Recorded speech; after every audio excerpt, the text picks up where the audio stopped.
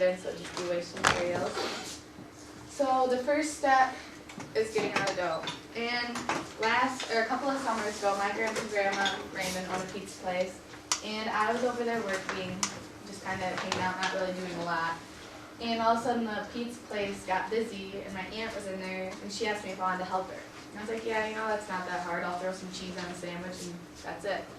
Well, she's like, okay, can you roll out these 2 large pizzas, and this and this and this? And I'm like, all right. And so I tried it, and when I rolled out my dough, it didn't look like a circle at all. So I'm going to show you guys how to make it kind of look like a circle. That's what the dough usually looks like when you get it out.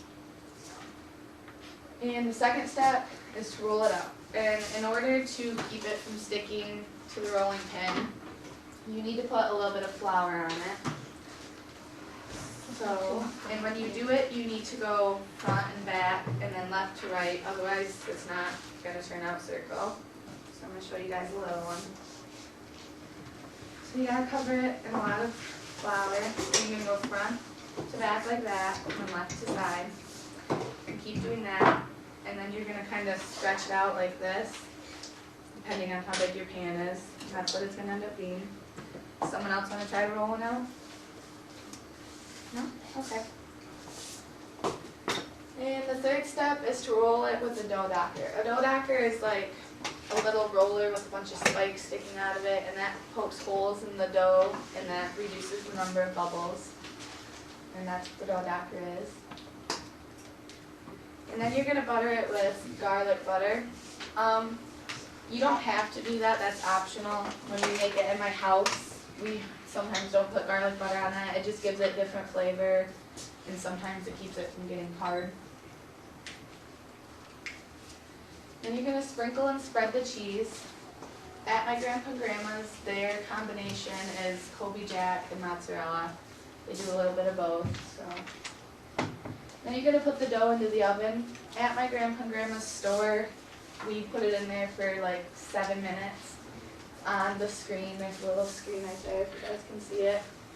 And then we take it off for like 30 seconds to a minute to brown the bottom. But cooking times are going to vary because you guys obviously probably don't have an oven like that at your house. Story, the other day I was working, making that actually, and I threw it in the oven and set the timer. And after about 15 minutes, it still was not cooked, and that's unusual because it's usually done by 7. And so, we kept it in there, like, all right, we'll try a couple more minutes. Well, nothing, it was still dough. And so I called my grandma over, and she looked in the fire pilot, I think is what it's called, I don't know, share pilot fire or something, wasn't lit, and so there was no heat coming out of the oven, so I kind of felt stupid. And step 8 is to check the dough halfway through. You can't really read that, but it says to check the dough halfway through for bubbles. Because if you get a bubble in there, then it doesn't taste very good because it gets really hard. And to top it, you use this. I didn't really know what it's called, and neither did anybody else. I call it the bubble popper thing. My grandpa and grandma said a long-handed fork, but when I looked it up on the internet, it wasn't that. So, it's just called the bubble popper thing. Step 9 is to take the cheesy bread out and butter the crust with garlic butter. And again, this is optional. It's up to you if you want to butter it or not. Some people don't like it because it's more fattening or something, but I think it gives it a little more zest. Step 10 is to cut the cheesy bread into slices. Out there, if it's a large, we usually cut it 8 times, which would make 9 slices, or 18 total, but depending on how many people you have, it's up to you. Step 11 is to sprinkle Parmesan cheese onto it. That, again, is optional. I personally don't like it. I don't like Parmesan cheese very much, so I usually don't do it. And step 12 is enjoy. Best stuff ever. So, how many of you guys like cheesy bread? I do. How many of you guys want some? I do. Welcome to SeaWorld.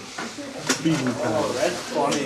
That's hilarious. Shut up, food boy. What's the dough ball? You're weird. I want the dough.